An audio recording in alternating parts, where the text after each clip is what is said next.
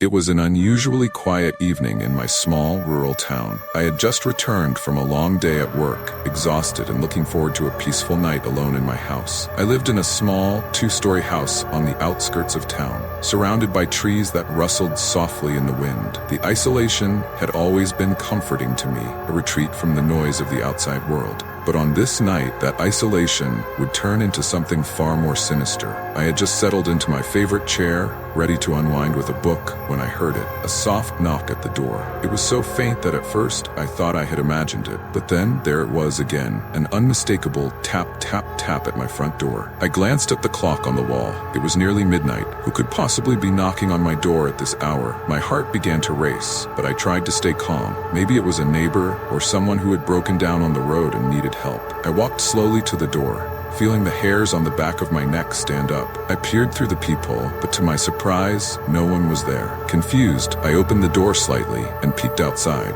The night was still, the only sound being the wind rustling through the trees. I stepped out onto the porch, looking left and right, but there was no one in sight, just darkness. Feeling a bit uneasy, I stepped back inside and locked the door, telling myself it was probably just some kids playing a prank. I tried to shake off the feeling of dread that had crept up my spine, but no sooner had I sat back down than I heard it again, tap, tap, tap. This time, it was louder, more insistent. I froze. There was no way this was just a prank. My heart pounded in my chest as I stood up again, this time moving toward the window.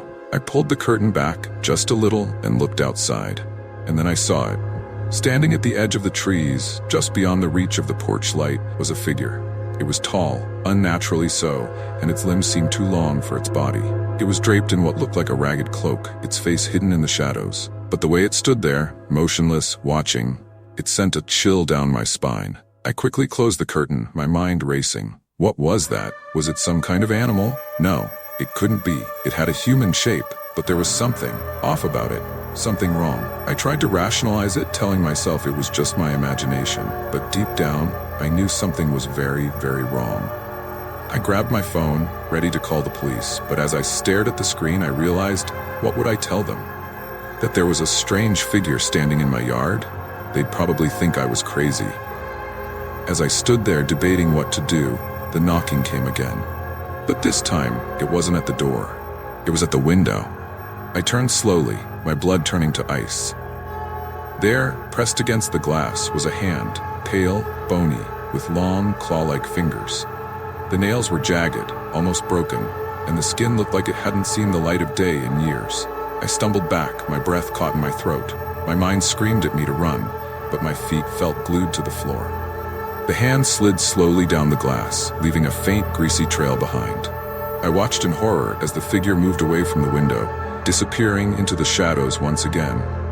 My hands shook as I dialed 911. I tried to explain what was happening, but the words wouldn't come out right. The operator's voice was calm, reassuring, but it did nothing to ease the terror I felt. They said they'd send someone out, but I knew it would take time. I turned slowly, my blood turning to ice. There, pressed against the glass, was a hand, pale, bony, with long, claw-like fingers. The nails were jagged, almost broken, and the skin looked like it hadn't seen the light of day in years. I stumbled back, my breath caught in my throat. My mind screamed at me to run, but my feet felt glued to the floor. The hand slid slowly down the glass, leaving a faint, greasy trail behind. I watched in horror as the figure moved away from the window, disappearing into the shadows once again. My hands shook as I dialed 911. I tried to explain what was happening, but the words wouldn't come out right. The operator's voice was calm, reassuring, but it did nothing to ease the terror I felt. They said they'd send someone out, but I knew it would take time. The footsteps continued, each one louder than the last, until they stopped right above me. I stood frozen, barely breathing, waiting for something, anything to happen. And then the floorboards creaked, and I heard it, a soft, raspy whisper.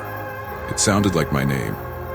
I bolted for the front door, my hands fumbling with the lock as the footsteps began again, this time coming down the stairs. I could hear them getting closer, faster. My hands finally found the lock, and I yanked the door open, running out into the night. I didn't stop running until I reached my neighbor's house, banging on their door until they let me in.